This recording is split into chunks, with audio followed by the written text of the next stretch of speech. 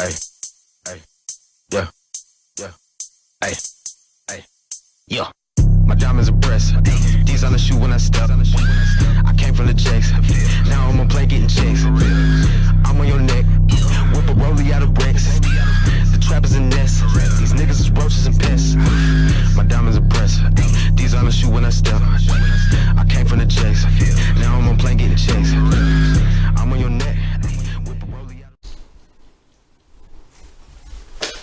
What's going on, world? Welcome to another episode of War and Peace 2-0. It's me, your host, Doug B. And we got an interview here today with one of San Antonio's up and rising, up and coming artists, the voice of San Antonio. This man here, his name goes by the name of Vision.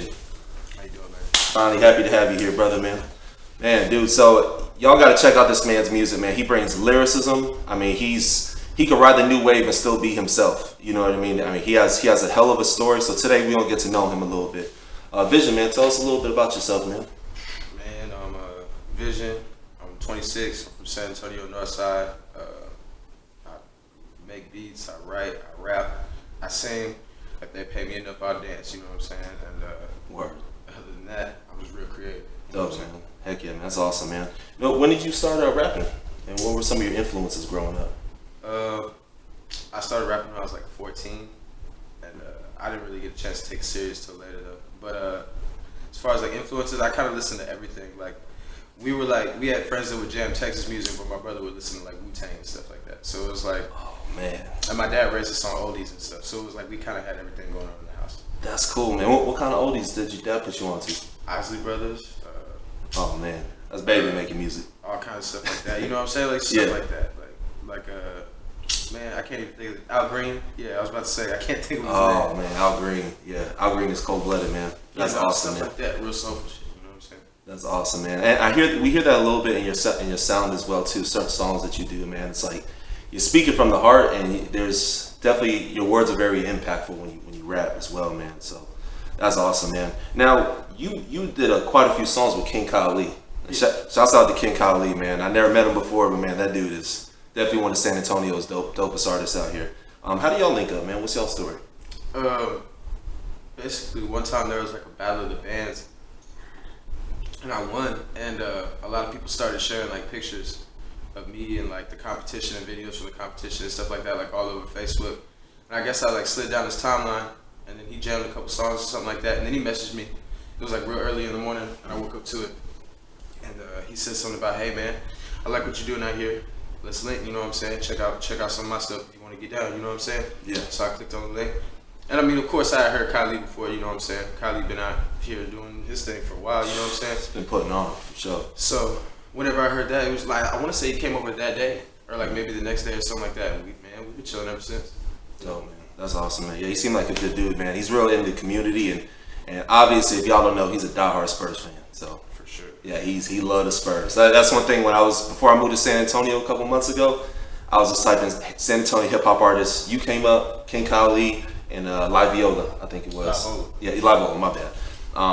And I was like, man, so I started checking all y'all music. I'm like, man, y'all Spurs fans is wild out here. That's man. what pops up when you type in San Antonio artists, for real? Yeah. If you type in San Antonio hip hop artists, it led me to King Kyle Lee, and he was the first one. Yeah. And then I saw your song Sanganistan. Now Sanganistan, I got over 250,000 views on YouTube. Yeah. Man, y'all, how did that come together, man?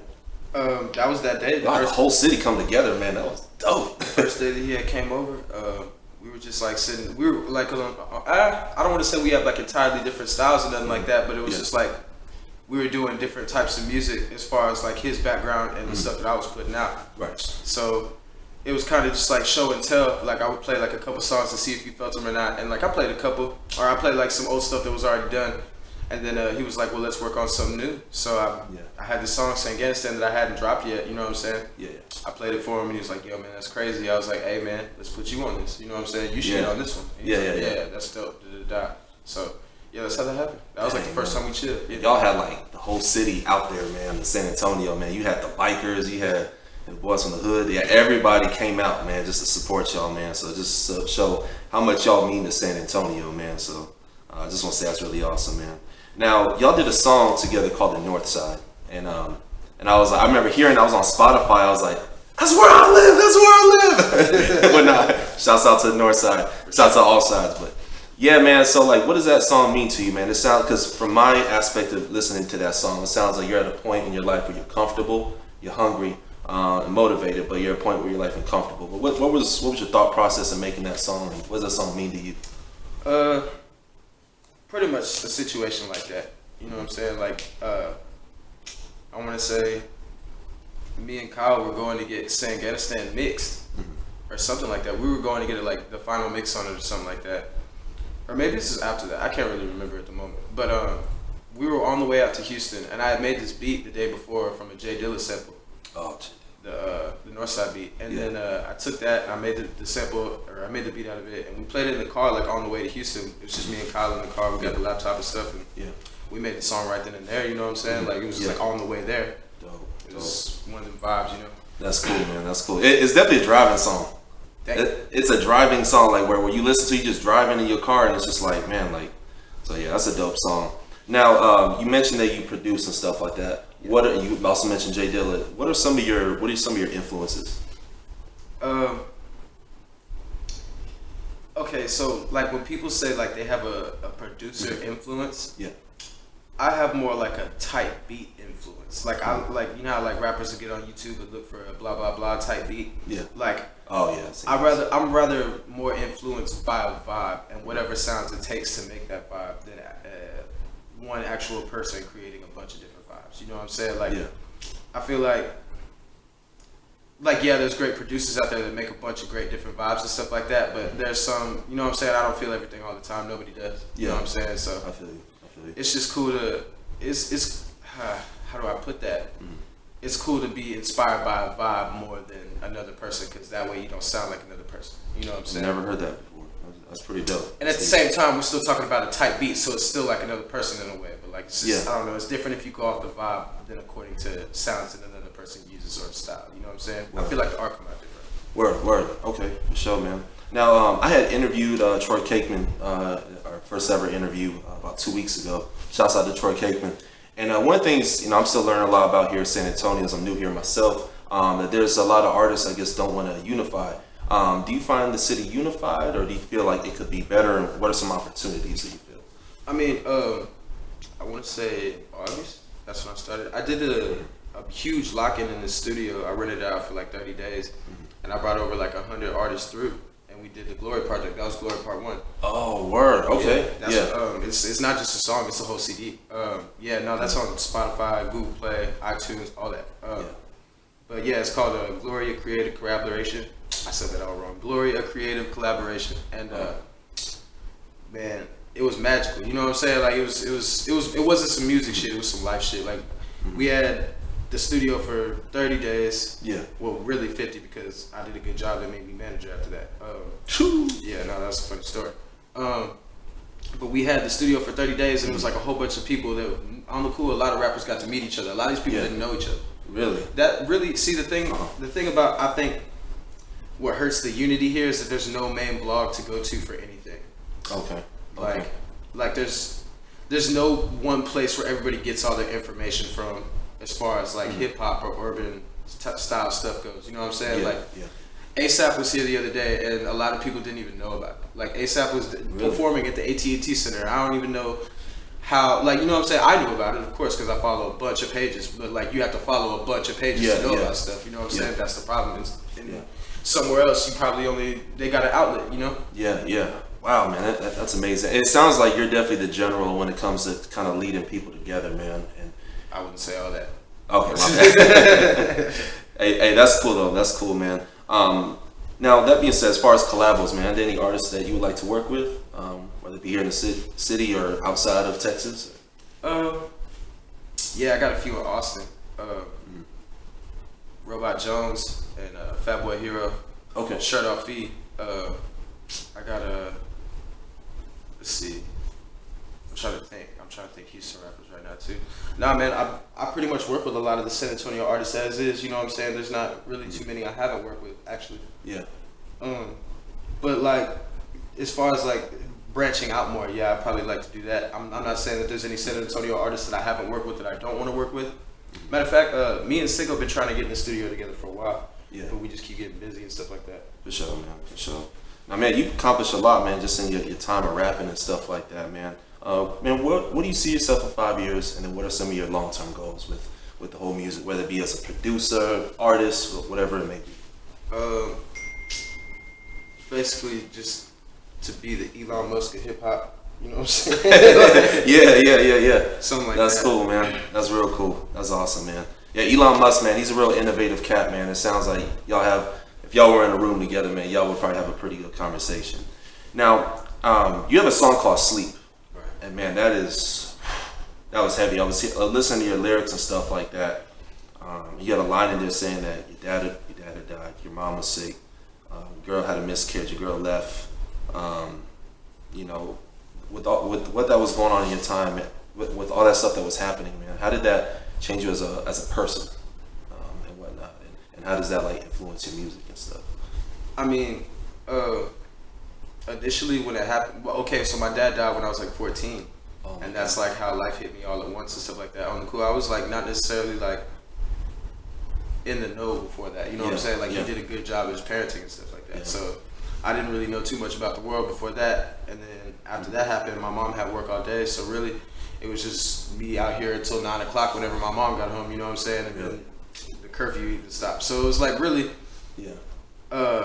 all that kind of happened. As far as like when my dad died, how it affected me, it was different than how any other death had affected me. You know what I'm saying? Or anything else, because that was first. And then I didn't even know how to handle that. I was just kind of growing up. And then time went by. It's a long story. I'd rather not get into all that. No, But just to skip it, make it short, I finally ended up where I wanted to be. And then the chick, she had a miscarriage or whatever, and then she went up to go do some other stuff. I'm not going to put her out there like that. But also, after that, this is after I came back from prison, by the way. And then my mom, she had just died 3 years ago. Off the top of my head, I don't know the math. But man, it's been a little minute. And that one affected me a lot different than the others. On the cool, I couldn't create after that one. Like after that one, it was like, and that's not in the song because at the time she was still alive when I did the song. But man, I feel like that one affected me the most. That's like, I couldn't create. Like I couldn't do anything almost for like 2 years. You know what I'm saying? So it was different. But man, eventually I had to talk myself into fucking getting over it. Like, not getting over it, but like realizing that I made promises to people and they're worth keeping whether they're alive or dead. You know what I'm saying? Yeah, absolutely, man. Well, thank you for sharing your story, man. And it sounds like not your mother but your father were absolutely wonderful people, man. You turned out really great, man. So Thank you. no doubt, man, no doubt. Now you had a song with a student named Lil Yoda and Jawan Michael, man. That was a pretty cool song that came out last year. Yeah. Man, how did that whole happen? That whole thing happen? J Mike Jawan, he used to live in San Antonio, and then so he was out here in the industry. He was like out here doing shows in the nightlife and all that. And I want to say we linked up originally on some beats. Like the first time we ever linked up, he had got a couple beats off me or something like that. Yeah. And then over time, you know what I'm saying, just people became friends and stuff like that. I'm sure he made friends with Yoda somewhere along the way. Yeah. He ended up moving to Austin, but he was trying to do a track with like two of San Antonio's best at the time, I guess. And he hit up me and Yoda, and me and Yoda rode together out to his house in Austin. We recorded that there. Dope, man. That's awesome. Now, Austin, I just saw this recently that it became the music capital of the world. And I always used to think it was Nashville, but it's Austin. How do you think that affects San Antonio, being that it's just an hour and a half, hour 15 away? I don't feel like that affects anything at all, honestly. Austin's been the music capital of the world or the music capital of America for a long time. You know what I'm saying? Oh, wow. Okay. So, that hasn't changed anything for us. You know what I'm saying? Yeah. I feel you. I'm not saying that. I feel like maybe that's why they get South by, and that's cool. You know what I'm saying? Like, I mean, but I don't feel like that really affects San Antonio so much. It just gives us more festivals and events. Just because it's right down the street, pretty much. You know. Hey, that's cool. All right, man. So we gonna go left field, man. So now this whole thing with Trump building the wall, it's crazy. It's disgusting. It's sad. There's a lot of stuff going on right now here in Texas. But if you could build your own wall and keep all the whack artists on the other side, who would you choose? Man, like as far as like people in the game, like in the industry, like famous people and shit. Yeah. I see. Here's the thing: a lot of people will say like an artist is whack, but you might not be. One night you might find yourself real drunk at a party or something like that, and this Yeah. comes on in the background, for some reason you start vibing to it. I just feel like there's a time for every song. There's a place and time for every song. Maybe he's not whack, you know what I'm saying? Like maybe somebody's not whack, it's just maybe there's a vibe and you gotta set it up right or something like that. 'Cause whatever somebody did in the studio, it sounded good to them right then. That's true. It sounded good to them. They laid it down, you know what I'm saying? So it's not necessarily as like who's whack and who's not. It's more like whose turn is it?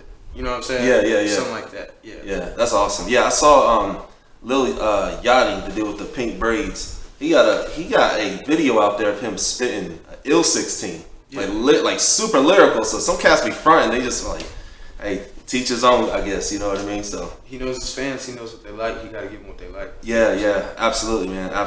Well, dude, I'm really happy you got to take and come out here today, man. War and Peace 2-0, man. Man, this is really, really great meeting you. Tell the folks where they could take and find you at. First place you can find me is SoundCloud.com/EYEAM Vision.